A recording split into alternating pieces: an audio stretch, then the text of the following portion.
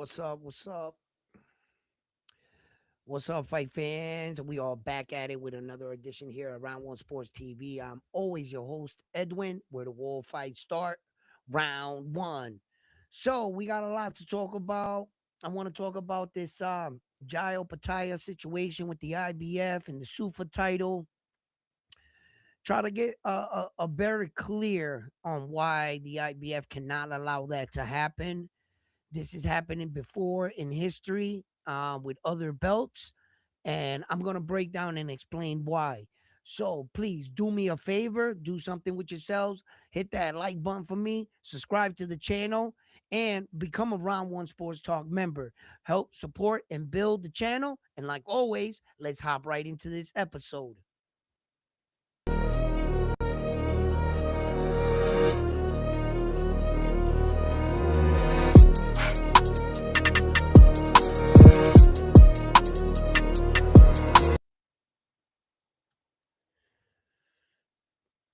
What up, what up, what up, what up, gang?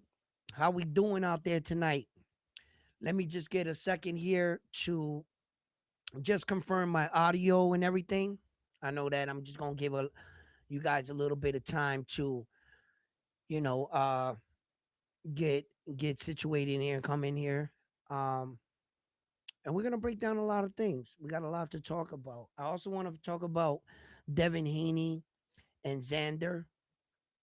So give me a second, real quick. I'm gonna check out my audio. Mm. I want to talk about that fight with, possibilities and stuff. William Cepeda got signed to fight Lamont Roach. Where's my channel thing? Oh, okay, I got it. I got it. I got you right here. Yeah, so as of right now, yeah, I think that fight is it's being announced right now, I believe. My boy Camachito informed me to that fight, so we can talk about that too. Let me hear what I sound like.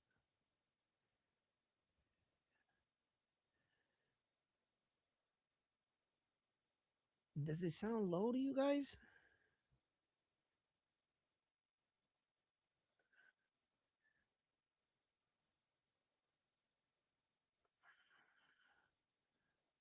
Yeah, it is.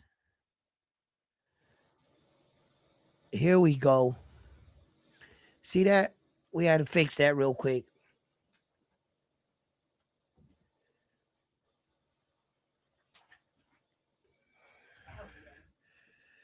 All right.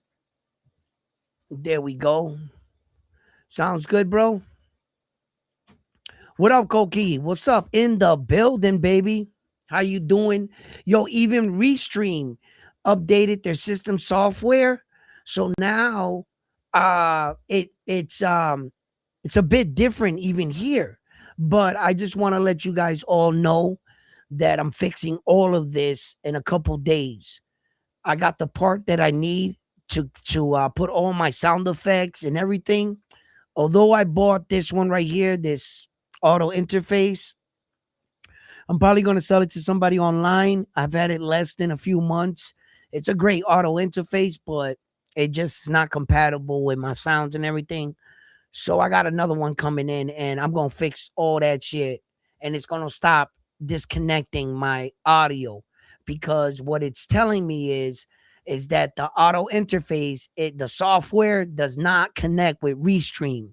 It does it. So every day I got to manually put it together. So that's what's going on. But I'm going to fix all this right now, real quick. It's going to take a little bit out of my budget. I had a little egg saved up for some more memorabilia, and I was going to get some good shit. But it cut into it a little bit, but it's still alive. Still alive. What's up, brother? How you doing? Thank you. Yeah, so look, I wanted to break down a little bit about this Jai Opetaia situation, right? And I even heard some former world champions chime in on what's going on with Jai and the IBF and the SUFA world title. See, this is the situation I told you once upon a time we would be in. Round One Sports Talk is the one that told you.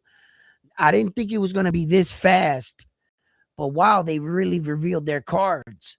Because when Jai made some of his first online announcements about going over to Sufa, one of the things he said was he can't wait to unify and try to become undisputed. That's what Jai was talking. He's talking about unification matches, and that Sufa was cool with it, right? Okay. Now, all of a sudden, Sufa says they want the match to be held. He can fight for the IBF, but the Sufa belt got to be on the line. It's got to be on the line.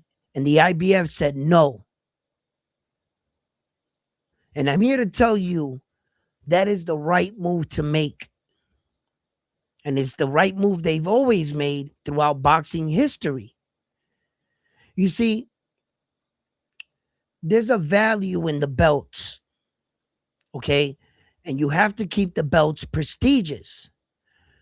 You can't allow anyone to come into the ring, into the world-class stage that your organization helped create by inventing the belts, the men and women that helped them. You can't allow the France heavyweight champion to enter the ring and to put that belt next to the IBF.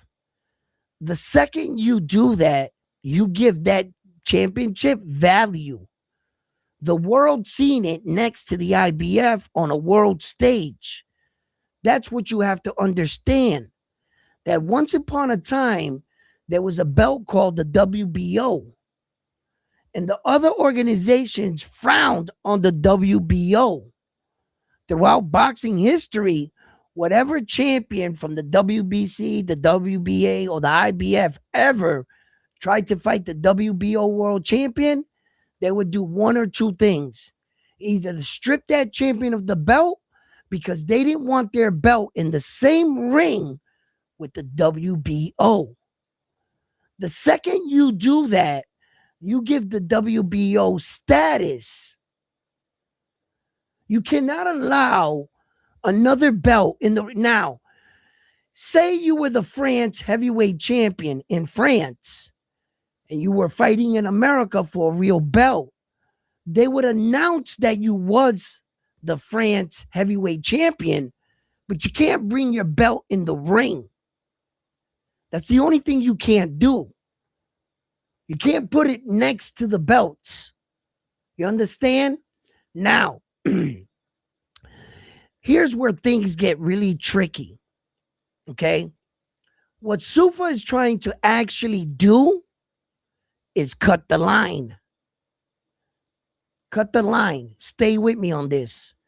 You see, there's another belt out there that has been paying their dues, putting in their time. The IBO, the European belt. And that belt, my friends, has been in the ring with the other sanctioning bodies. And little by little, it's picking up tractions with every man and world champion that holds that IBO belt. It gives it that much more credibility. You understand? What Sufa's trying to do is jump in front of the line. If Sufa can get in the same ring with the IBF, that solidifies their belt. In a way, their belt won't have history. It won't have legacy attached to it. But it's already been in the ring with the biggest belts in the world. It's been in the same match. The IBF cannot allow that to happen. You can't do that. The other sanctioning bodies got to support one another on this. Just like they did against the WBO. The IBF, the WBC, and the WBA turned their backs on all WBO champions. You see? We've had this happen before in history where that the sanctioning bodies are familiar with what you're trying to do. There has been multiple belts created in boxing. The PBC made a belt. There's a lot of belts. Some of them you don't hear about anymore because they never got legacy. They didn't have a dominant champion. You know what I mean? If Jai, you see, by letting Jai Opetaia fight for the IBF, and then on that night letting him compete for the SUFA, he would become the IBF SUFA champion of the world. Every single time he fights for that IBF, he's making a SUFA title defense. They're starting to put legacy on that belt with the real IBF champion.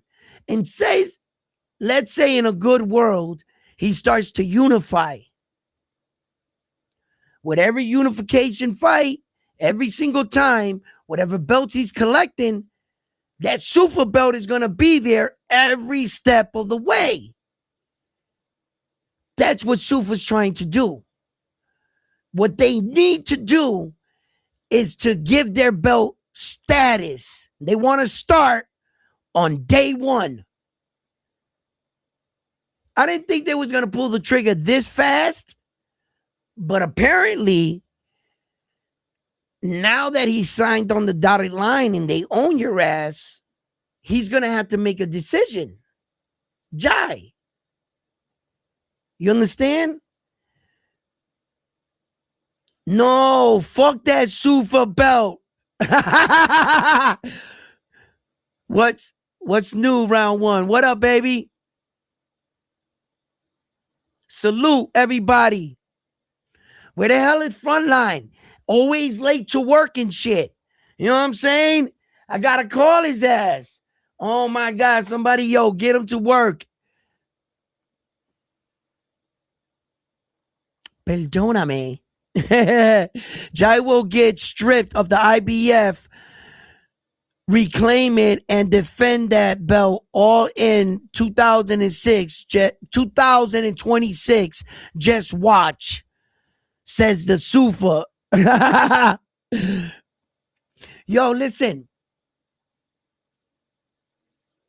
You know, I don't know the particulars about Jai's contract situation. How many fights? Is it really a one-fight deal? Conor Benn's saying that's a one-fight deal, but the money's saying otherwise. It seems like a long-term deal. If you were willing to snake Ed Hearns and go over there, you see how the Brits out there are turning their back on Conor Benn. Conor Benn's going to soon find out what a good promoter really does for your career. He's going to find out that Matchroom was the ones that made him. Yeah, he had Elijah Benn, you know, his father, great. It was just the way that Conor did it. You don't do that to a person that's been financing your career for almost a decade, and you just, this is not for one fight. You could have told Ed Hearn about the money, just like AJ did. AJ said, yo, Ed Hearn, I'm going to go over here, fight for all this money, get the bag, I'm going to be back. That's what happened. Ed Hearn, welcome back, baby. How you know, we ain't miss a beat. We already got your next fight planned. AJ kept it 100. Why couldn't Conor Benn do the same thing? You see what I'm saying? So for one fight deal, the money doesn't say one fight deal to me. Jai Opetaia, I can't say this is a one fight. I'm not, the kind of pressure they're putting on him. They know that he could just fight one fight and fucking lose or whatever, get stripped of the belt, come back and get it and whatever, right? So it could be just a small bump. Why would they gamble on that? to reveal their cards to him for him to leave. Then he'd be like, man, fuck Sufa, I'm out. Why would they pull the gun? They hit the Nas too soon. You feel me? I don't think they did. See, these situations don't say one fight deals to me. I don't know about you, but I'm just speculating here. Just, thinking, you know? And I think that the IBF can't allow that.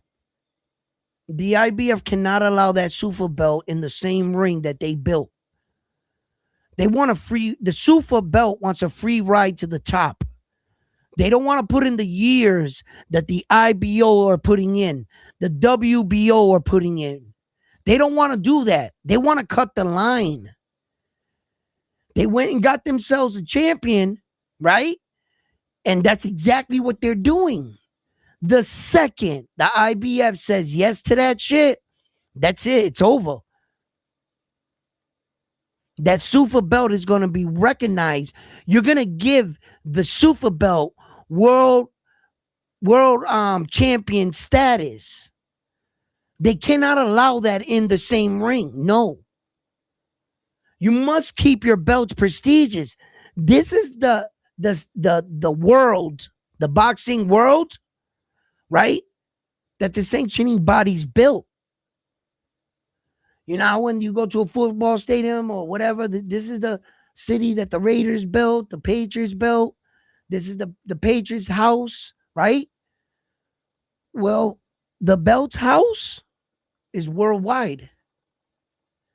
This is pro boxing. This is the boxing they built. You cannot allow the Canadian heavyweight champion to bring the Canadian belt in the ring with your belts. We can announce you as the Canadian champion. He is the current Canadian champion, but you will not see that belt in the ring because that belt is not on the line. This is the house that the sanctioning body's built. You can't allow that to happen. You must keep your product prestigious as a business angle. Can't just let any Mickey Mouse belt hop in the ring with your belts. It's going to give the impression that you're competing against them. No matter what, anybody drunk, hey, oh shit, look at that belt. On that night, you saw the belt. You can't do that.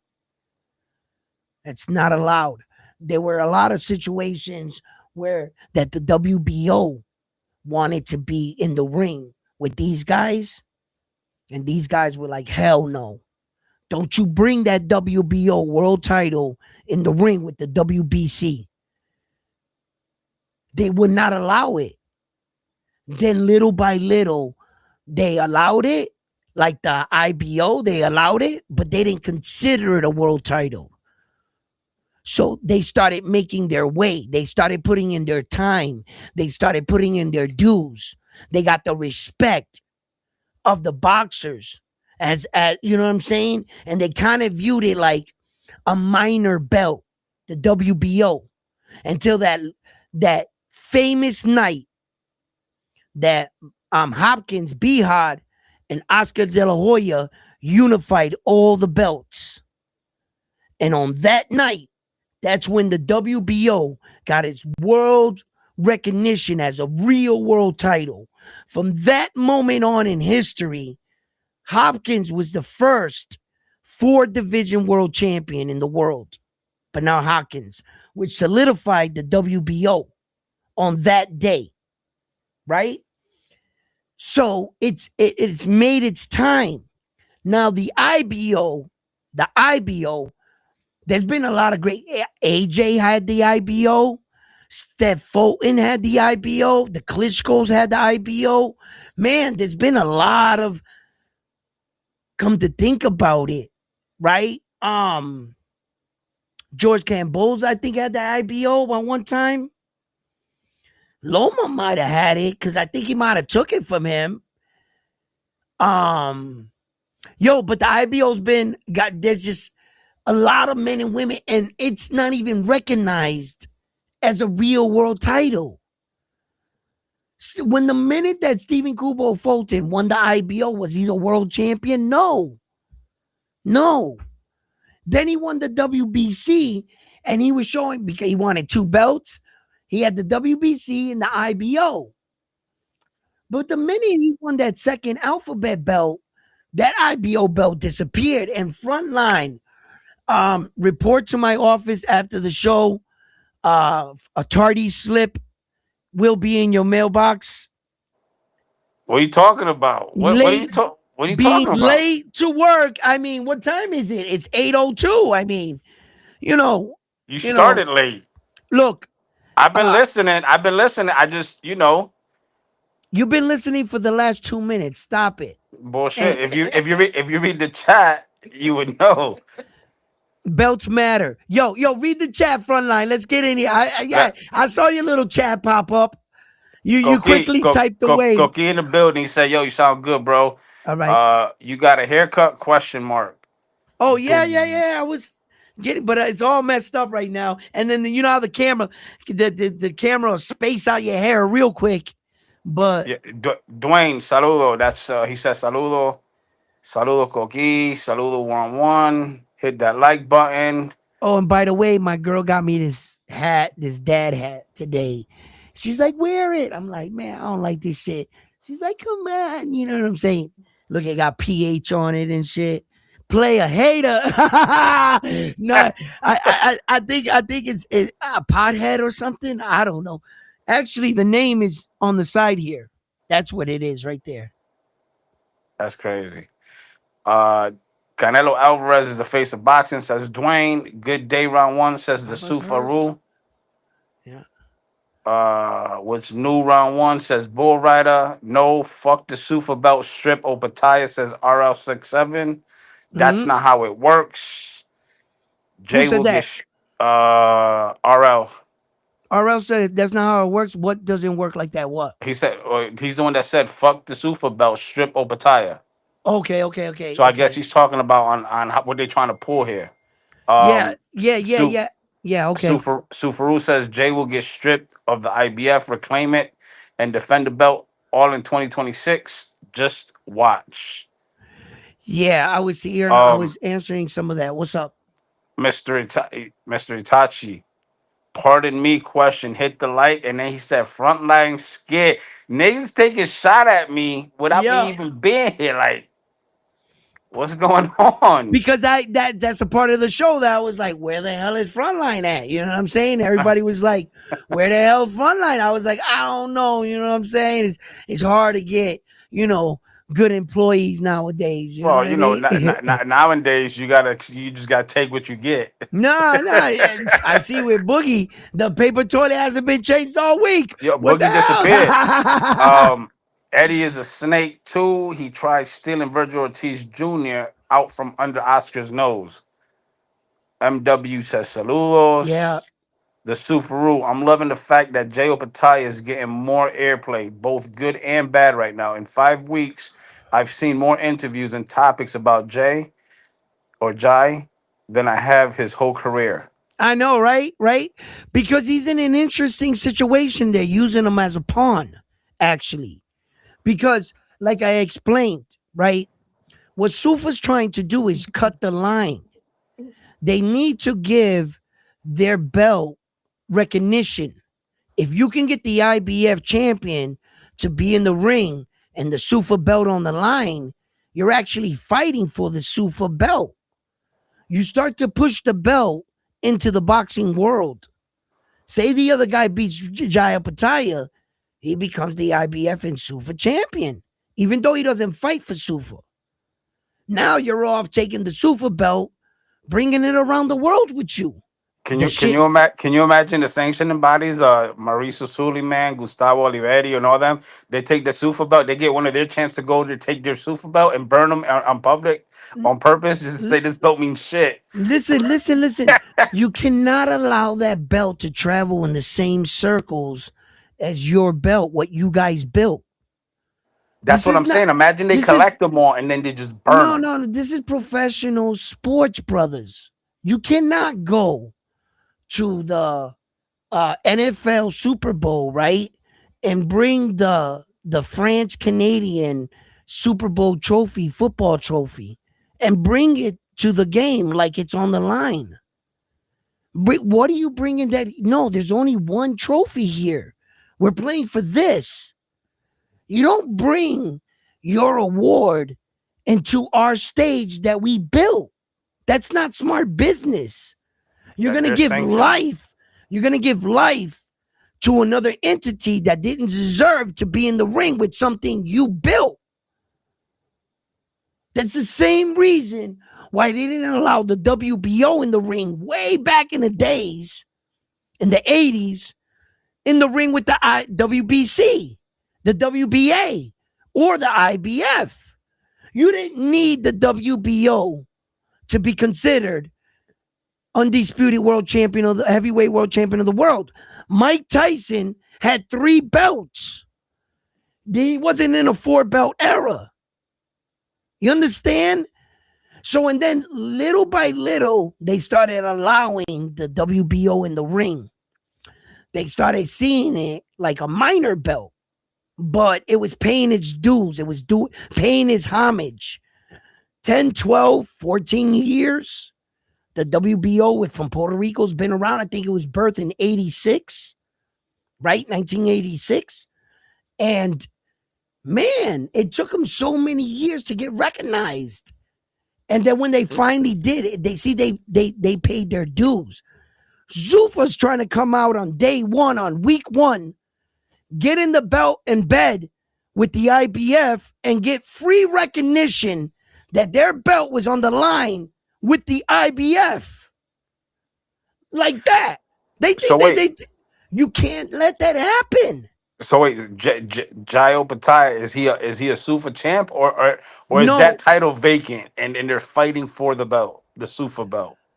no, no, no, no, no, And no. I say Okay. that jokingly because to me this is all a joke. Right. Okay, listen. Jairo Pataya is the current IBF champion. Right. Sufa has a belt for him. I mean, a fight for him, right? The fight that they have scheduled for him, they want him to fight for the Sufa belt, but also be awarded, shall he be victorious, a title defense on the IBF. So here they come, they dress it up, they word it nicely. But the IBF is hip. See, this kind of shit's happened before in boxing history. Had not shit like this happened in the past, they might have got one over on the IBF, but the IBF caught up real quick. They said, no, no, no, no, no, no, no, no, no. Jai, check this out. Either you fight and fight the guy for the IBF title defense, just defending the IBF without the Sufa in the ring, or just vacate the belt and go ahead and fight for the Sufa belt. So I'm making an assumption here. Correct me if I'm wrong. The Sufa belt has no sanctioning body behind it besides Dana White, right? Right. So technicality, an IBF champion, WBOBA or BC, they have to sanction a fight, whereas Sufa, they have their own rules and quote unquote regulations. So if a Sufa fighter is fighting for the IBF, that fight has to be sanctioned, Yeah. right? So Okay. Right. But here's the thing, the Sufa belt has no legacy, it has no champions. right. By putting it in the ring with the IBF, you're starting to give the belt legacy. Don't you see that that belt was in the same ring with the IBF on the line? They want you to recognize the Sufa belt as like a real championship belt now on day one. When you got belts like the IBO, the European belt, that have been putting years in their time, and they are not recognized as a world championship. The second the IBF says, yes, you recognize that Sufa belt as a real world title, you're going to give it life. That Sufa belt needs history. It needs life. What it needed was to capture one of their champions and force them in a position to make the organization allow them to fight for their belt too on the line. So technically, if that fight happens in Sufa, the IBF doesn't have to sanction that fight, which means the IBF belt won't be on the line. Am I right or Right. wrong? Right. And Okay, they will strip Jai. got you. Shout If out it Low was the Key. WBA, or the WBO, they Yeah. would just step back, allow him to fight the fight, and the next fight he's still champion. But you're fucking with the IBF. Oh yeah, they ain't playing no games. They're not. I guarantee you, just out of spite, the IBF is stripping him of that belt. They're tough. The IBF is tough, and they're not gonna play this game with him because don't you see by fighting in Sufa that IBF sits on the shelf? IBF didn't get paid no sanctioning fees. Why the fuck are you our champion if you can go play around with other organizations? How are you representing the IBF? Give us our belt back. That's what's gonna happen. Yo, Frontline, do me a favor, read the chat while I grab a smoke. Dale. Let's see here. Mo Brains, Lima or Loma had the IBO title, but Boots fought him for the WBA interim title. Richard, saludos. Edwin, Frontline. What's up with each other? Saludos, pa. What up? What's up, fam? Says Captain Howdy. Mr. Itachi says Emiliano El General Vargas, the future of boxing. Yes, sir. Uh, One Sue of them. Faru says Mauricio Suleiman has a kickboxer with one pro fight fighting for the full WBC heavyweight championship. Laughing emoji. That's Tell me crazy. how that makes sense. That's Laughing emoji. crazy. He's gonna be fighting Usyk. Go Yep. ahead, continue. Mr. Is that Carl question? I don't know what that means. Is it's the inaugural fight for Sufa belt? Says Sufaru. Mo Right. Brain says fighters like Nassim Barrera, Klitschko had the WBO before it was cool. Yes, sir. Sufaru says IBF has to be in the ring and crown the winner. Low Keys in the building. Pug says Keyshawn out there in Puerto Rico sparring their best 147 kick stream. Good for boxers to do their own promo. Yeah, we'll get to that. You heard about Ojo stepped to Keyshawn and called him out, right? No, I don't know about that, but brother, you need to hit me now. Afterwards, go ahead, keep reading. Low Key says ha ha ha Sufaru in the house. Sufaru says, and what a guy to give the belt some history. Question: a guy like Jai with sledgehammers for hands. Low key, good day, bro. Mo Brains, we need to bring back non-title fights, anyways. Mm, Santos Boxing in the building. What's up, ba? He said you got to strip him. Why would they let him stay champ when he's joining an organization that's trying to destroy them? right. You know, then the IBF is not gonna play this shit. Keep going. Not at all. What did y'all think of Navarrete performance last weekend? Says MW2 Good. Vibes. Good. Captain Howdy says Kodo also had the WBO at 140. Yeah. Yes, sir. Yes, sir, he did. So apparently, Mm. well, I haven't seen it yet. Yep. It's just based on what a Go whole ahead. bunch of messages I've been getting from people and shit that All right. I guess Ojo Santiago stepped to Keyshawn and called him out like, yo, let's get a fight going on. I don't know what it's But in about. Puerto Rico, I don't know. I I mean, the don't guy know. he got me confused because he said Keyshawn Davis is out there in Well, no, Puerto no, no. Rico. That's what who said that? Pug. Pug says Keyshawn's out there in Puerto Rico sparring their best 147. Kick streaming, good for boxers to do their own promo. Right, right. All right. So what did so all step to Keyshawn and because Keyshawn's been going around lately on social media calling out a lot of boxers like Isa Pitbull Cruz.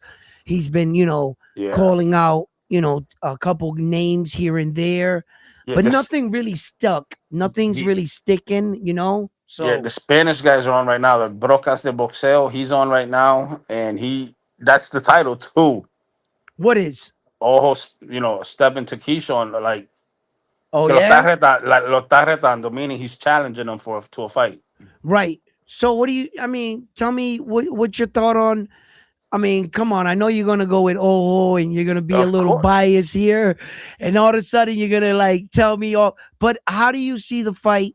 If the fight was to happen against Keyshawn and do you really think that is on that level right now with this young spring chicken and Keyshawn Davis, I the way he took no. apart Jermaine Ortiz? Talk to me. Talk to me. You already you hit the nail on the head. You know who I got? I got Ojo, right? Hmm. But I think Keyshawn stops him. Yeah. I think Keyshawn stops him. All right. Unfortunately, but I'm still going for my guy. Yeah. Now you're coming to your E- senses. even though he's not Puerto Rican, but Yeah. he lives in Puerto Rico. We rep him. That's What? it. Listen, Dominican, Puerto Rican, we're fighting on the island. Yo, speaking of Puerto Rican Dominican, Yeah. low key, get ready, motherfucker. March Ah. 6th. March 6th, it starts officially because he's been talking shit about the World Baseball Classics. Oh yes. March 6th it starts. We getting it on. I see Oh, Keyshawn Davis will beat the shit out of all. Son, nah. I'm not gonna I say he think beats the so. shit. I think he I think he will. beats him, but I don't think he's gonna beat I the think shit he out of him. will. Listen, all's good and everything. I just think Keyshawn's that much sharper, stronger. Uh his power looks like it's there, carried up. All brave for him to step to Keyshawn and be dared to be great. Shout out to all for challenging to himself, and not shying away and calling out the top guys. My opinion or what I believe or anybody's opinion is up to all Santiago to prove the world wrong, isn't it? I He has to so come out and do that. So, if we're just saying what we think in talent. The eye test tells me Keyshawn Davis is going to stop all Santiago. So, yeah, I don't know. Keyshawn don't even hit hard, bro, he's a boxer. He's just another top ranked prospect. Um, Santos says we taking that home. Because Yeah. in case you didn't know, Santos is he Dominicano. He's Dominicano. He's Yo, the motherfuckers Dominicano. win all the time. Let us win one time. God damn it. Like, you guys win everything in baseball. What the fuck, man? Nah, yo, so check it out, right? Today Yeah, was yeah, yeah. they're still doing their preseason stuff, getting ready for the World Baseball Classics. Bro, PR lost today, Mexico lost, Dominican lost, Cuba got ass whooped. Damn. Dominican lost too? Yeah. But they're warming up. They're getting ready for the World Baseball Classic. It's not nothing serious. It's just, Yeah. a little scrimmage game just to warm their bodies up and get ready for this Then tournament. the ones that I always like when we do like the world one, like when Japan, Yeah, this is China. it. This is the World Baseball Yeah. Classics. Yeah, yeah, that's what I'm saying. Like when we do the world one, the one that the teams that I worry about is the Japan team. Dominican team, they great and everything, but some reason from contact, ball, eye to eye coordination, them Asian dudes is not nice, man. I don't know why, man. They play with the best of them, bro. They're always in it. They're always right there, like And then like I remember when Japan and America was at the mount, and then they had that dude from Japan that plays out here was pitching against like the American best hitter in the American League. It was like some shit you write up and fucking like in a make believe story. Like the ending of that baseball game, like I remember it. Like I'm not familiar no more with baseball, and I can't remember so much every name or whatever, but I remember the moment, when that Japanese dude was pitching to him and he struck him out. It was crazy. It was crazy, but baseball is sacred, man. It's just something that's been around for a long time. It's not an easy sport to play, not by far. It takes a lot of skills to play baseball. It's You know, just like boxing. You need a lot of hand-eye coordination. yeah, man. It's just baseball is crazy, man. You can And pitch it 100 miles per hour, comes off the bat 120. At third baseman, you the hot man. yeah. Shit. Yo, So listen. Mr. Irachi says Emiliano would beat up Keyshawn. Well, I'm waiting for that. Not just yet, my man. Don't get my man into a fight just yet, Emiliano. That day's gonna come. Trust me. And they're That about the day same is age coming. too. That day is coming, bro. That fight, Papi, I am waiting for that fight right there, but just not yet. I want Emiliano to get a little bit better. 2, 3 fights, bro. It's not gonna take much. Trust me. It's within a year. Emiliano's gonna be knocking on his door. I guarantee it. I guarantee it. And on that day, I want to see Keyshawn Davis answer that door. Because remember, Emiliano has handled himself throughout his career. I'm talking about in and out of the ring. In and out of the ring. That mom, yo, listen, Like a champ. he's one of the best interviewers as a young kid coming up. When all the other guys try to poke him, even Keyshawn Davis, when he was the WBO champion, he started getting in an argument with the Vargas clan, trying to call out Vargas Den. You know what Vargas did? One of the smartest boxing things you can actually do. Be honest. Vargas was like, yo, I'm flattered he's calling me out, but I'm not there yet. Give me time. I'll get there and we'll see what he has to say when I'm there.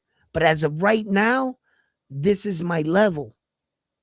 Yo, he shut Keyshawn down with that. There was nothing more than being honest as a warrior. Listen, your time will come, just not now. He Look, understood that about himself. Go ahead. look, he got jokes today. He says, "What do you guys think of Zayas versus Polanco fight? Since everyone's ducking the new boogeyman Zayas." Laughing emoji. Come on, bro. They're not even in the same weight division. Oh, Polanco. Not Rohan Polanco? Yeah, Rohan Polanco, but Polanco's at 47. He's at 47. They're not even in the same weight division. You know what it is. You know what it is that all these fighters think that Xander's gonna be. He's the weakest link. Let him keep thinking that. Let him step up to the plate. We just gonna knock him out the park. It's that simple. You want to know? Listen, brother. I try to explain this.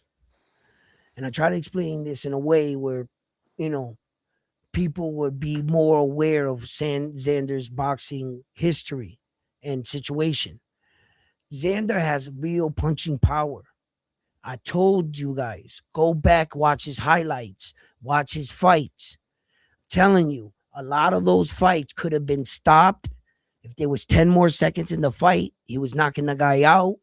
The guys were staggering. They were getting brutalized. Xander was dominating in his fights. Where is it that they say that Xander doesn't have punching power? I don't understand. When Chino Perez walked through Conwell's power and walked in on the inside and exchanged with him, but he couldn't do that against Xander, could he? Why? What is the one thing that stops you and nullifies usually a boxer's fighting style? Power. The fact that you know something hard is coming back. He's too strong. I can't make my attack right now. I got to break him down a little bit, bring him to deep waters. Perez tried that. Xander had a lifeboat. He didn't drown.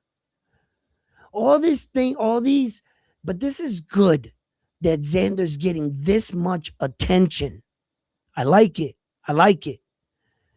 If he's the weakest link, why is he the unified champion, but he's the weakest link. But yet, the ones that they considered better than him don't have world titles. Shit, one of them never even competed for a world title. So, although opinions are like assholes, everyone has one. You could have your opinion on young Xander. I'm just going to go with the facts. He's unified.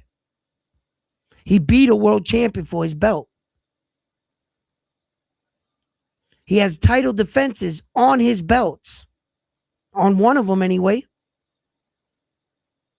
So he's checking all the boxes, but yet somehow he's the weakest. Is he the weakest? And he's calling out. He's calling out the big names. He's calling out Josh Kelly for another unification. For another unification, which Josh Kelly just beat the alleged boogeyman, the Of the IBF division. Yeah. of the division, which is supposed to be the best champion, but he couldn't hold on to his belt. While Xander is unifying belts, he can't hold on to one. But Xander is the weakest. How does this make sense? Yeah. How? Santos says How? I don't know. PR boxers, PR's better boxers, Dominicans better baseball players. Mo Brain says Emiliano too green. Captain says Venezuela, Japan, DR, and USA are top 4 teams. Melasa says, I feel so ashamed. Oh, Santiago doesn't speak English, but wants to pick a fight with Keyshawn. Emiliano might get stopped right now if him and Keyshawn fight, Yeah, says Santos. just right now, Two not different yet. pedigrees right now. Yeah, just not right now. Melasa says, if you don't speak English, you can't pick a fight with one of the best trash talkers in the game. I know, right? He's kind of Too right. big. Mo Brain says, too big experience gap. Melasa says, what a fucking shame. The future is bright for Xander, says MW2 Vibes. Melasa says, frontline vergüenza ajena me dio ojo Santiago. Emiliano should fight a Puerto Rican. You got the Bad Bunny exposure, and his father's getting stopped by Trinidad. Zayas would Yeah, stop Polanco, says Mo Brains. Low key Polanco too small. My boy fought Xander in the amateurs, says Santos. Xander will beat Josh Kelly ass. who your boy for who in the amateurs? Polanco. Oh, I think that's because he's the only Dominican. Unless he's talking about Ojo. I don't know. could you clarify that, brother? Me and all facts been saying Bakram is the next Tim. I'm assuming he's saying Tim Zoo Tim Zoo, yeah. or Tim Bradley. I don't know. Nah, Bachram ain't no Tim Bradley. He might be Tim Zoo. He ain't no Tim Bradley.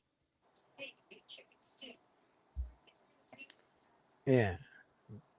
But what did he say? No Xander? He's your boy sparred with Your Xander? boy fought Xander in amateurs. Who's your boy? Robert Oh, Robert Garcia Gomez. Jr. Robert That's my Gomez. boy. Huh? Roberto Gomez Jr. Roberto Gomez. Jesus, did I say Robert Garcia? Look Yeah, how you bad did. my eyes are. I try to guess that one. Sí, a diablo. I can't even see him. Shit, that's no, bad. no personal calls today while you're on the job. No personal calls. No. Shut up. Yo, no, but listen. Still, I think that Xander, um, I think right now, currently, you got to give him his respect. You know, he is the only unified world champion at 154. You're going to have to crown him as the best 154 pounder. You know, all this shit about, you know, putting um, Virgil Ortiz above him in rankings and putting like Virgil's picture out when he doesn't even have a fucking, you know, it goes to show you that popularity and star status is real in the sport. You know, the Mexican support behind some of these fighters is really big. I didn't think that they would go to such extremes for Virgil, But since Virgil has been in the spotlight, tied to Jerron Boots Ennis, tied to the saga of Golden Boy and Oscar De La Hoya in the courts, and him being, by the judge awarded one part of the court case, winning. So, I guess in the public's eyes, but they gotta recognize Xander as the best right now. You know, I don't know if Josh Kelly's willing to rock and roll. I haven't heard anything on that. The only thing I've heard of late, is that Cepeda agreed to fight Lamont Roach. Yep. Yeah, and that Lamont Roach Cepeda fight. It's like, this is incredible, man. Talk about one fight, one guy can change your career. Tank Davis, off losing to Tank Davis, this is where Lamont Roach's career took him. Well, that's the same thing that happened with Pitbull. Off a fucking draw. Well, it's not really a loss, a draw, but it's not a win. No. You know But what that's I'm the same thing saying? that happened So with it's Pitbull. basically a Pitbull's career loss. took off after that. Yeah, but I know. And like, all of a sudden, and then the irony in it, Pitbull and fucking Lamont Roach fight each other. Let the two losers that fought Tank and weren't able to beat him, let them fight against each other, and then they go into a draw. You know what I mean? I So guess it's like Lamont Roach would have not gotten in these kind of fights had he stood at 130 and become a 130-pound champion and represented that belt down there. I don't think he would have been in these lucrative fights down there. So when you look back and ask yourself, did Lamont Roach make the right decision for jumping up and being the 130-pound champion and fighting Tank Davis on that day? And was that draw the worst thing that ever happened in your career? Because that draw led you to where you are now. You're fighting William Cepeda, you know what I mean? And it's like, Cepeda's getting up there in age. Do we think that Cepeda can really beat Lamont Roach? The youth is on Lamont Roach, right? Um, I don't know. I don't know what this does for Lamont Roach, what this does for Cepeda. They're just two names that are in the mix. And then William Cepeda's coming off that loss with Shakur Stevenson, where Shakur Stevenson really outboxed him. And Lamont Roach is coming off that fight with Esau Pitbull Cruz, right? So I'm not sure. But this is crazy, man. Where the fuck this has gotten Lamont Roach throughout his career from a fight from Tank Davis, this all started from. It's not like he was building his own legacy. It's not like Lamont Roach got famous off knockouts or title defenses or weight divisions that he conquered. No, you got famous off of a draw, off of a knee, and then actually in a one-liner. I just got my hair done 2 days ago. That's, brother, you ain't knocked out or beat up. Is he coming off 2 draws back? Is he in the same situation where Ryan Garcia and Mario Barrio were in? Mario Barrio was coming off 2 back-to-back draws. Yep. But yet we got to be excited for him to fight with it. That's how far that shit got him. And that's what I've been saying. Like, I can't believe it. I'm just like looking from the outside and I'm like, they're announcing, I'm like, oh shit, did you just say Lamont Roach? Right? And it's like, no, but damn, man. I don't know. And then this Jai Opetaia shit with Sufa, man.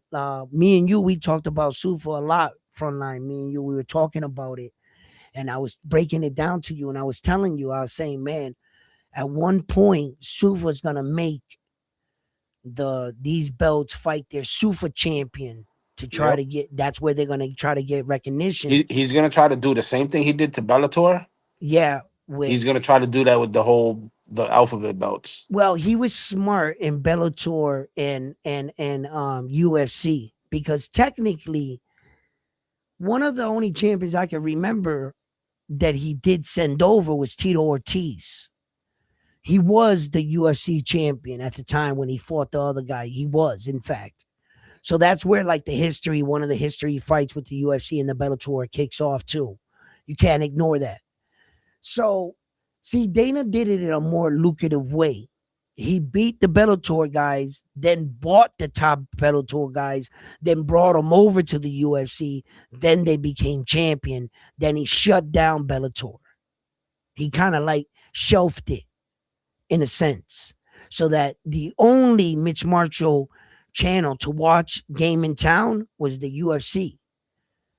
He kind of like ate all the smaller entities around him of Mitch Martial Art, Dana White. And he only put the UFC up. He shelved all the other belts. The ECW, the Bellator, all you soon didn't hear of them.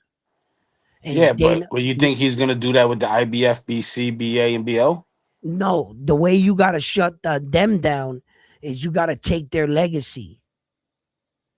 The minute Jai Opetaia represents that Zuffa belt, if Jai goes out there and beats all the other champions, you got to remember he also had that Zuffa belt with him the entire time.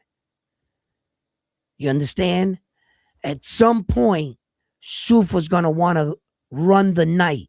See, this is how it goes for the rest of the belts. Okay. Say you win the IBF. Then you later go fight a unified champion. He had 2 belts.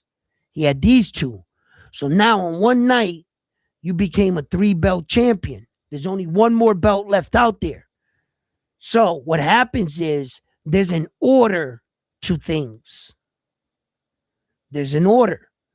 You ever notice, I don't know, when Marvis Hagler fought, he had 3 belts. The WBC said Marvis Hagler on this night made a WBC title defense, but he had 3 belts. On that night, the WBC had lead. You understand? On the next fight, he has to do the mandatory for the WBO. They got the lead. The next one is the IBF. They got the lead. If you bring that Zuffa belt into the rotation roster, at some point, Zuffa's going to have the lead. And on that night, they're going to showcase your belts with their belt leading the way. And that's where their belt's going to start to create history off of what you built. You can't allow that to happen. You can't allow the Zuffa belt to compete in the same ring with your belts, with what you built. You're going to give their organization the credibility they're looking for. See, the Zuffa belt needs to be recognized as what? A world title first. Until it has legacy or history behind it, it's a hubcap. It's a shiny hubcap. That's all it is. Yeah, but don't they gotta follow the boxing rules if they're gonna try to introduce it as another title? Okay, good point. IBO, it plays by the boxing rules. They're actually in the ring with the rest, but they're still not recognized. I get it, but Dana White is trying to introduce his own league, not Okay, following so like what what they're saying is we don't have a problem with you building your own league. Just go do it over there. Find your own champions, build your own league and your own legacy. But you won't be doing it off of us. We can't stop you from existing. You have the right to make your own league, try to be Pro Box, Box Lab, Pro Box. They can make their own belt. But is it a world title? No. But the second You put it in the ring and like make it count, you're starting to give it credibility. The one thing is that the boxing gods don't recognize the IBO. So although they can be in the ring with you, it's because they're paying their dues. They've been around. They've got belt champions to fight for their titles. So they're recognizing them as paying paying their way in. Sufa is trying to cut the line on fucking year one. They're literally trying to get their belt in the ring with them, what they've been taking almost 15 years to do.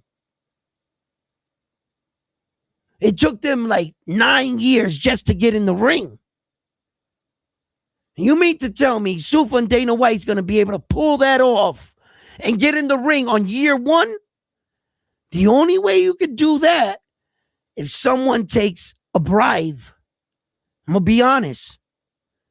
Someone higher up takes a huge envelope and says, you know what? Why not? They fucked up. You can't give that belt credibility off your shit. Go do your own shit by yourself over there, Sufa. We don't got no problem with you existing. You're putting on great cards, boxing world's happy, right? Just go get your own champions. Don't try to build off of us. And these sanctioning bodies must stay smart and diligent. Yeah. They got to play the game right. Captain says Zaya needs a top-notch mark with Fundora, Ortiz, Boots, or Kelly in England. Mo says, he responds to Captain, he says, um, all guys are turning down his offers. Santos says Sanders beat him, though, but that was lower weight at super light weight back in 18. Roach is smoking mirrors. Mm-hmm. He's as big as he is off a draw, not even a win. Jason says, what's up, Crazy. round one, front line? What up? Mr. Itachi says, Ryan Garcia versus Emiliano Vargas, a.k.a. Oscar de la Hoya versus Fernando Vargas, part 2. And That then could be a banger. Yep. Go ahead. Mo Brain says, Sufa are already trying to make the Sufa belt a legitimate title with the UK and the BBBFC. Yeah. It's like I'm just explaining the whole scenario. I've already explained like twice or 3 times. They're trying to cut the line. It's exactly what they're trying to do. The IBO has not been able to cut the line. And although the IBO has been able to put that belt around some pretty decent champions in history already, the IBO got history. They got legacy. And they're not recognized. But you mean to tell me that you can make up any belt, any hubcap, and fucking just what? All of a sudden that belt means something? Because you made you made Box Lab or Pro Box is what you made. And just because you made that, we got to honor your belt? Well, guess what, Dana White? We've already had that. We didn't honor their belts. We're not going to honor yours. You're not going to walk into boxing just because you got a lot of money and buy your way a legacy world title. Edwin, where's the IBO from? That's UK? Yeah. It's the UK belt. But it holds weight in UK. Or not Yeah. really? Yeah. Yeah. It's probably the strongest UK belt. Yes. Yes. Okay. The IBO. When you can get fighters like AJ to fucking remember when AJ was in the ring with all the belts? He had like 5 of them. Yeah. That was like, the IBO on there. IBO one was he had. There's a lot of Klitschko's, a lot of fighters had that IBO title. Just like in the history, with the WBO, Larry Holmes had the belt, but they weren't heavyweight champions. You know, they want to change the record books because if you give everybody in the record books credibility for the WBO back in the 80s, you would have to change all. There's going to be a lot of champions that need to be recognized as WBO champions. You see, where they started counting was on that legendary night between Oscar De La Hoya and Bernal Hopkins. Where finally on that night, the WBO said, and shout out to Mexico.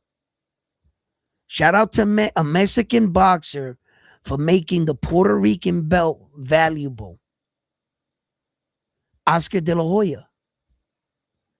He had the belt coming into the fight against Bernard.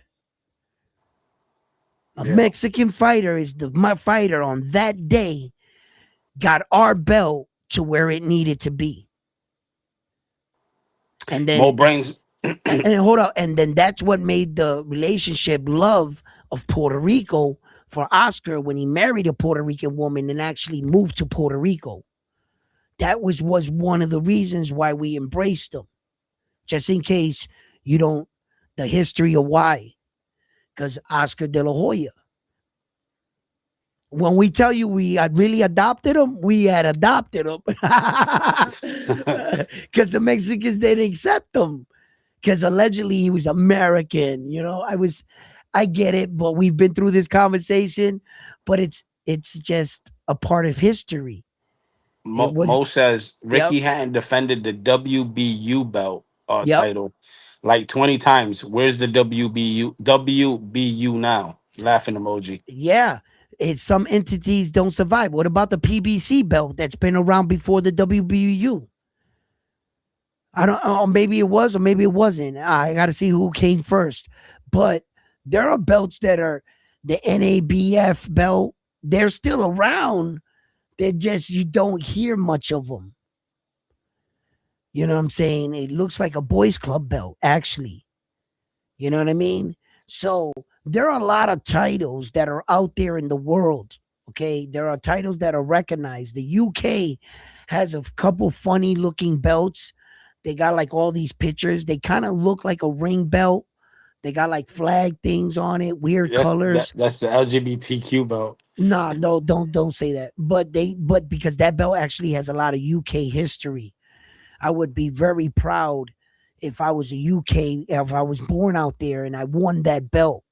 Because when you put a belt like that on, it's everybody that led the way that had it. So I know where it comes honor for that belt. There's honor and there's history on that belt. Just like the Ring magazine belt, there's history on that belt. So, the thing is that the second you win those belts, you ever notice when you compete for these belts, on your ring walk, have you ever seen the British belt? If the fight is not in British, if it's an American soil, did you see Ricky Hatton come out with all his British belts? No. They're not going to allow that. They mean nothing out here. No, you're not, because you can't do that. You can't allow those belts to be in the ring. Now, although on the microphone, they will give you recognition. Hey, like Ricky Hatton is such and such. He won such and such a belt out there. They're giving you recognition. The one thing they just won't let you do is bring it into the ring. That's it. You see what I'm saying? Because that's, the Britons didn't build this. They did. This is their world. This is not something free. You could just come off the street. Hey, my guy's the champion from fucking Canada. Canadian champion. Get that shit out of here. We're not going to recognize that. That doesn't count. It's not on the line. And that's why a lot of boxers like me, boxing enthusiasts like myself, we were offended when Turkey Al Sheikh made that undisputed belt for Arnold. And we were like, where the fuck are the belts? All he was standing there with the undisputed belt like this. And I was like, what the fuck is that? That belt was not on the line. You weren't fighting for a belt that said undisputed. Where the fuck did that come from? Throw that shit in the trash and put the belts that mattered on the man. Well, that's what Sufa's doing the same thing. They're trying to make. Exactly my point. You see, it didn't work for Turkey because although Turkey tried like hell to like silence the belt, he couldn't do it. He couldn't do it. You couldn't silence legacy. You can't silence fans. Like I tried to explain to you guys the other night when somebody asked me, who's the face of boxing? And I laughed and I said, you want to know who actually the face of boxing is? You, the fans. You're the face of boxing. You're the ones that buy tickets, fight traffic, take planes, make hotel reservations to go and support your favorite fighter all across the world. You are the face of boxing. The more of you show up to one boxing match, you guys are speaking. It's really not the fighter in the ring. It's you. But in order for me to get everyone to see that, pick a fighter. Go ahead. Argue about it. You know, I just make things a bit simpler. And I'm telling you right now, look, Turkey tried to silence the belts. There's a lot of entities that came into boxing that tried to go against. There's a lot of those belts. They didn't survive, did they? And neither is this Sufa shit's going to survive. Sufa, I'm not downing your product. It might sound like I'm bashing Sufa. In a way, it might come off like I don't like them. You would be wrong. I welcome any entity that promotes boxing. But in fair competition, Sufa, you're going to have to put in your time. That's what you don't want to do. Quickly, in 5 years, you see yourself taking over boxing. That's your vision. But you're going to need a lot of help with that. And good luck with that. See, I don't shy away from competition. Sufa, all they're doing is acknowledging that boxing is something to invest in. If boxing sucks so much, then why are you trying to build Sufa? It means that boxing is still great. There's money here, and there are a lot of great stars. Don't try to feed me that you're fixing boxing. Fixing what? What are you fixing? Violence? Corruption? Mob ties? When has boxing ever been like the most wholesome place to be? Right? So, Sufa, don't try to give me this sense that you're cleaning shit up. You're not cleaning shit up. You're just existing in a sport that already exists. Let's see I like the competition. Let's see what you can do. Let's see what your champions got. Let's see who you can find. But that, my friend, is going to take time. You are not going to cut the line. These sanctioning bodies got to stick together in a time when they're being attacked. And if one of them folds, you know who sold out. So wait, let me get this right, Edwin. If Jai Opetaia fights on Sufa and the IBF doesn't sanction that fight, that means that belt is not on the line, right? Oh, right. And I said this to you. I said, had it been the WBO, the WBA, maybe the WBC, they let Jai Opetaia fight for that Sufa belt, their belt won't be in the ring though. But after that fight, he'll remain champion. Fucking with the IBF, they're not going to play that shit. See, the IBF is a business. Long as you have my belt, you represent my organization. How the fuck are you competing on a world stage in Zuffa for a Zuffa belt while you still have our belt? So you just went and took a money fight, but we're not getting paid? We're asking you, fuck Zuffa, go defend your IBF belt and bring us sanctioning fees. You represent the IBF, but yet you're signing contracts to fight in Zuffa for their belt. If you're not happy with our belt and you want to go compete for their belt, well, sir, give us back our belt and good luck with that Zuffa belt. That's what the IBF is saying. As they should. Because they're right. They're in their right. You mean you're not happy representing the IBF title? Why'd you fight for it? Wait a second. Let me get something right, though. Let me get something clear. Ain't the people at Sufa, aren't they the ones complaining that belts don't mean shit? No, But no, no, no, no, no, no. What they're trying to sell you is that their belts don't mean shit, but the Sufa belt somehow it's prestige. is prestigious. Yeah, get the fuck out of here. A belt True that's powers in never the held, building. a belt that's no one ever held that belt as a world champion. All of a sudden, that belt is more prestigious than what we have. It's crazy. They just want a free ride to the top. That's crazy. It's actually what they want. They just want a free ride to the top. And by doing so, they need to attach that Sufa belt to one of these belts. Listen. Not even, I don't even think the IBO wants to do business with Sufa right now. The IBO probably won't even let that Sufa belt in the ring with them. They'd be going backwards. If the IBO allows that, then the rest of the belts will probably turn their back on the IBO. And all the work that the IBO has done all the way to get to this point would have been for nothing. So I don't think that the IBO is going to turn their back on this club that they're trying to be a part of so desperately. So I don't even think that the IBO, the Europeans better be smart. They better be smart. They better not get pimped out like no hoes to Sufa.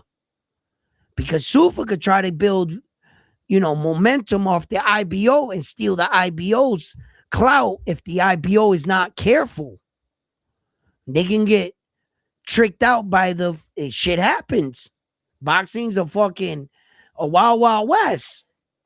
If you're not cautious with your fighters, your titles, you can end up losing it all. So I don't think that the IBO personally would even fuck with Sufa. See, Sufa's going to have to build their own way. But they don't want to wait. They don't want to be in boxing 15 years with their Sufa belt meaning shit for the first 15 years. That's not their goal. They didn't put it together, Dana White, or start to make a belt for it not to mean nothing. They need to attach it to something. They're not going to get. That's why Turkey bought the Ring magazine belt from Oscar. Yeah, well, that's what Turkey fucked up. He approached the business the wrong way. Yeah, he did. We talked about that too. I told you. If I had that much money, I would have bought all stocks in fucking the WBC, the IBF, until I owned them. And once I owned the belts, you didn't have to try to own the promoters to play balls. Once you own the belts, the promoters are going to have to play ball with you. You're actually competing for what they have. The promoters are always after belts. They want to get their champion to a world title. That's how you represent your client. It's not like you become a client to a promoter and you say, "Yo, I want you to promote me, and I want you to get me no world title fights." No, the goal is to get to a world title. So you get the belts, you control the game. Turkey came in and tried to get the promoters. He tried to buy them. But there's too many promoters and smaller promoters and smaller promoters in boxing. Boxing's too big. He thought by controlling the top promoters, Bob Arum, Ed Hearn, Oscar De La Hoya, and then the PBC never budged. So he didn't have all the gemstones. And then little by little, his shit fell apart. And I always said, had he came into the game and said, fuck the promoters are dumping money into boxing, dump money into trying to buy the belts first, I would have bought the WBC. I would have bought the WBA. I would have bought the IBF. I would have bought the WBO. If you go right now and you go to the WBO website or the IBF, the WBC, it says how much they're worth. It says their net worth, their dollar amount, everything. I just went to them with an art. Okay, I'll pay you this much. Give me the fucking belt. I'd have bought everything. You control that, you control everything. That's what I would have done if I was Turkey. With that kind of money, bro, he's got monopoly money. So, if you ask me, I think he just approached it wrong. And then what he did was he tried to play the TKO league. Now, the TKO league and all these other investors, they're all tied in to the SUFA shit. The SUFA is like the TKO's baby. It's basically what it is. And it's like an experiment. So I guess the end game is to bring everything full circle to this TKO Turkey League. You know what I'm saying? When a lot of things happen in life, experiments, right? Unfortunately, you got to crack a few eggs. Some experiments in life are human losses. They're inhumane and it's not right. I didn't make this decision, but unfortunately it happened. United States, for some reason, decided to pull an experiment in Detroit. And they took one of the biggest cities, fucking Detroit ever seen, car building cities, and for shits and giggles, basically, they destroyed it in an experiment to see what human life would be and at its lowest, and whatever experiment they tried to pull off, whatever, they did it for a reason. And that's what I'm saying. That's exactly what I'm saying. That a lot of these things, some of these things, like that Turkey's doing and shit, it like I think they're experiments, boxing experiments. And he has small entities here, this and here, and he's gonna figure out what worked. He's gonna take one thing that worked here, whatever worked here, whatever worked here, whatever the people liked here, and he's gonna bring that full circle. And they got a job to do. Dana White and them, they're on a clock. They're not getting paid all that money. Dana White is not just gonna up and leave the UFC. He never owned it anyway, but he was the president because he birthed it. That was like his baby. How the fuck did you make that man leave the one thing he loved? He fucking built that shit from the ground up. And all of a sudden, from day to night, hey, Turkey, money. A shitload of it. That's what did that. So Dana's not playing around. They're thinking strategy of how to build that SUFA, what weighs in. And a lot of these things are my opinions, merely speculating here, that I think that the end game might be TKO. That's what it's all going to, because actually SUFA is just a bunch of investors. That's what it is.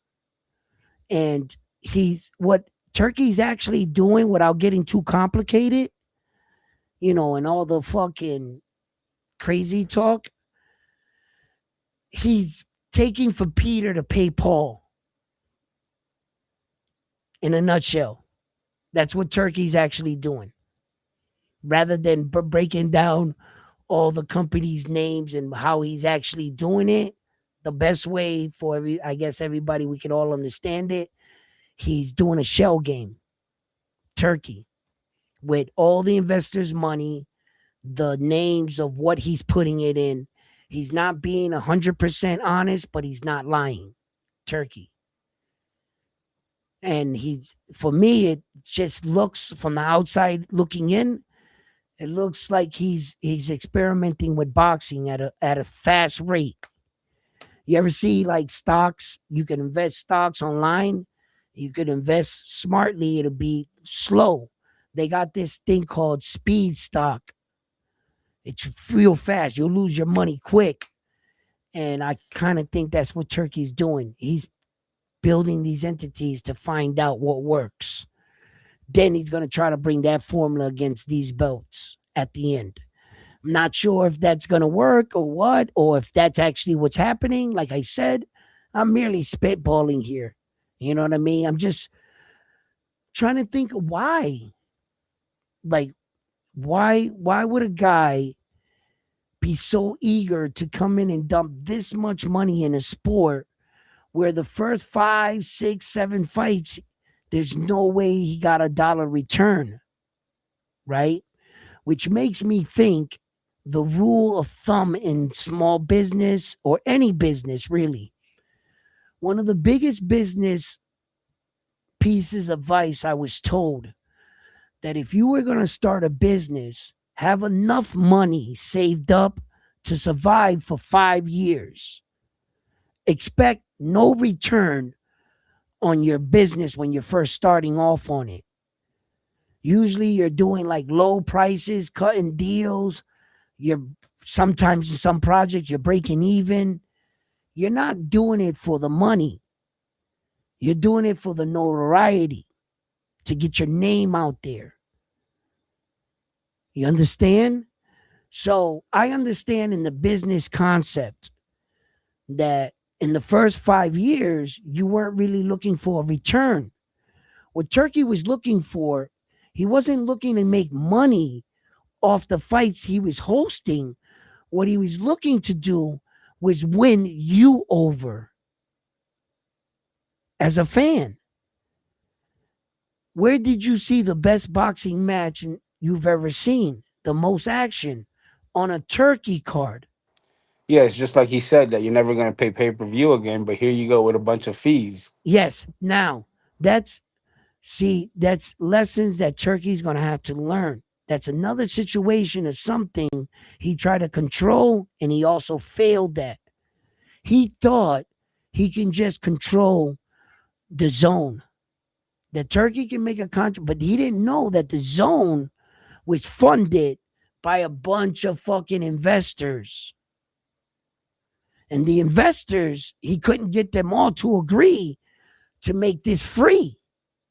The investors looked at him like, bro, we understand your vision, but that's not what we're in it for. We're in it for to make money.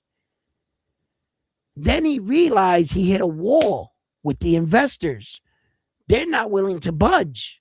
Bro, we didn't tell you to tell the world this shit was free. So now Turkey, that was another example of him, and he's learning.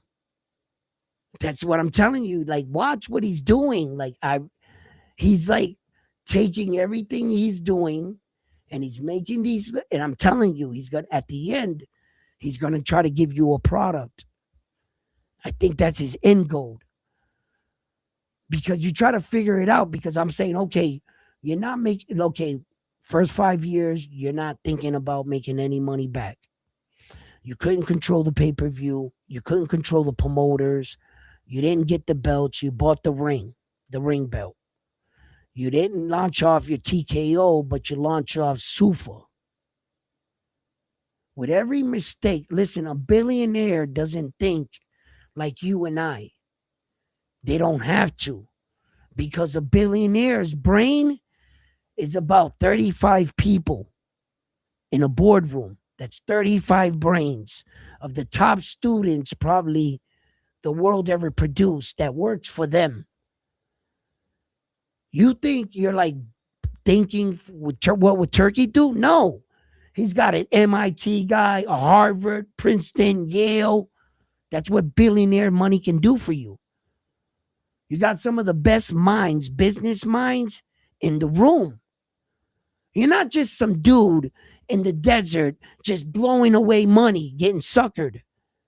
You're a billionaire. Okay? They're different kinds of people. You're not investing or dumping this much money into something because you're bored. And as a matter of fact, you're not even the prince. What Turkey actually is the head of entertainment to the real prince. But in their custom, when Turkey talks, it's like if the prince is talking. You see, he's like he's a separate entity off of the royal blood or whatever of their way of life. So he is a big player. Yeah, he is a big player, and he is to be taken seriously. He ain't no bellboy, Turkey. He's nobody's bellboy. Okay? That is a real dude. He's got real power. His label is the head of entertainment out there. So he has to host these things. I think the end game is for you to fall in love with the Saudi prince and everything that they give you. You know what I'm saying? Like that. What's that music? You hear that? The fuck is No, I that? don't hear nothing. Yeah, that was you. So, No, that's not me. I've been on mute the whole time. oh yeah, no, I just heard some music on my background. So anyway, yeah, so it's like to get him to love you, for you guys to love them, because they're the ones that gave you the best moments in sports. They're already in the UFC, taking over in the UFC. The Saudis out there, you see them in the crowd all the time. They're in boxing matches. You see them in the crowd. They build a ring out there in the desert. They're invested. They're invested. And you can see that Frank Warren, even Frank Warren, right? He's one of the top promoter guys, right? And when you have streaming networks, they let Frank Warren in the room, right? And they let him see the amount of money he should have been making. Now, all of a sudden, Frank Warren walks out the room in awe about the kind of money that's in boxing. And this is a man that's been around for a long time, Frank Warren. He's a promoter that has fighters like Moses Atama. Frank Warren is a legend. Let's just keep it like that. And if Frank Warren now is trying to sue them for $1 billion for money that of fights he could already have been going on, money that fights that he's going to lose because of the zone shit that he's cut out of, type shit. All the way into that point, you mean to tell me that Frank Warren was even in the dark on the real number? On what's coming in on boxing? It looks like he saw a ghost. He walks, I want my money. Fuck that shit. I'm suing. Yo, when he found out, like, they might have to take him out. You saw too much and you're not playing ball. But now Frank Warren, like, that man didn't come out the room looking at the numbers and says, I'm suing for 100 million. Not even 200 million. He didn't say 200 million. That man didn't say 500 million. That man said 1 billion. 1 billion. Yeah, but you got to understand, lawsuits, they always start high because they know they're going to negotiate that shit I down. know that. That means, okay, thank you. If he said 1 billion, then what's he losing out on? 500 million? What is Floyd saying that PBC owes him? 320 something million? That's real money. That's outrage. That's dwarf life changing fucking future generational wealth. 320 million, 500 million. Are you crazy? You mean to tell me he's saying recouping losses for 1 year, $1 billion? So if he's going high and he's trying to get to, what is he actually losing for just 1 year of fights that he could have had? You mean to tell me you were never allowed in the room, Frank Warren? No, not until this record breaking thing where what they tried to do was play nice with Frank Warren just to break it all down. There was a whole bunch of moving parts, basically, and they try to like get him to come in. They figured if they showed him the books that he would play. Instead, he was like, nah, fuck that. Now I want money. Like, nah, I want this. And Bob. And it went a little wrong for them. But if Frank Warren is saying that, just think about it. Just think about it. That man is not saying, Frank Warren is not saying, I want $1 billion because I'm going to lose for the next 10 years. It's not what he's saying. He's saying for the year. Just this year. Then you start to think and you say to yourself, no wonder Turkey wants part of this. They say that boxing is like what? The smallest dead sport? Secretly, this shit must be making a lot of fucking money. But since you don't got 14 guys, starters to pay, and 14 backup starters, 5 head coaches and shit, the water boy, the arena bill lights, and you don't got to split all that money with everybody else, that pie must look really big to whoever can lead the night. Whatever promotion, streaming network has that lead on that fight, there's not too many people to pay, is there? You don't got to pay a stadium fee, a football fucking entire roster, coaches, head coaches, nutritionists, all that included. None of that.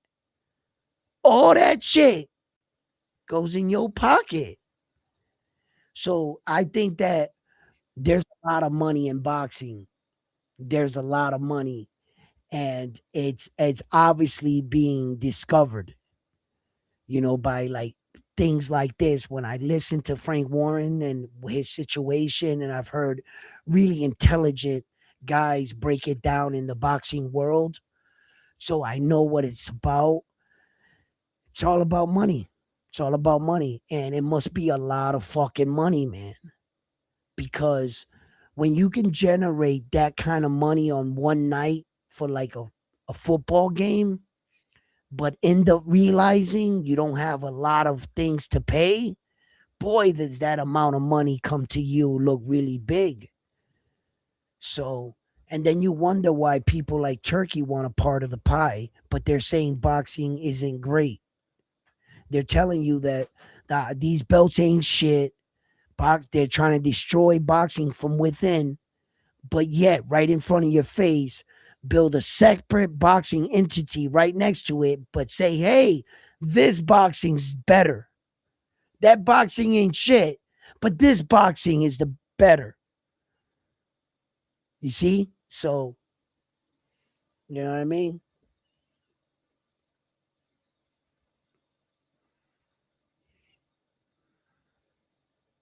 WWE.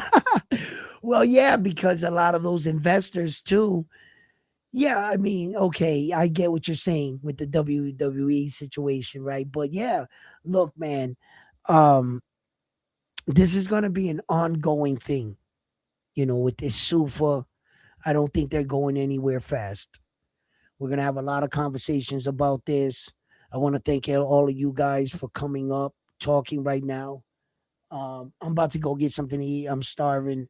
Frontline, listen, we got a lot of good fights, but I got to admit, your boy, Najee Lopez, he's coming up.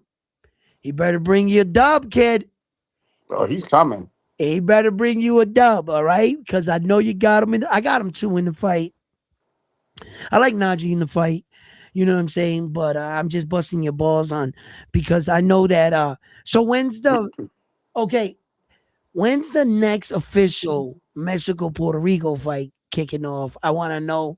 That's your homework assignment, Frontline. Find me a The next good Puerto fight. Rico, like the Yeah, yeah, like we got Oscar Collazo. No, no, he's not fighting. he's He's not not fighting. No, he's not fighting a right. Mexican. We No, knew he's not. that. Yeah.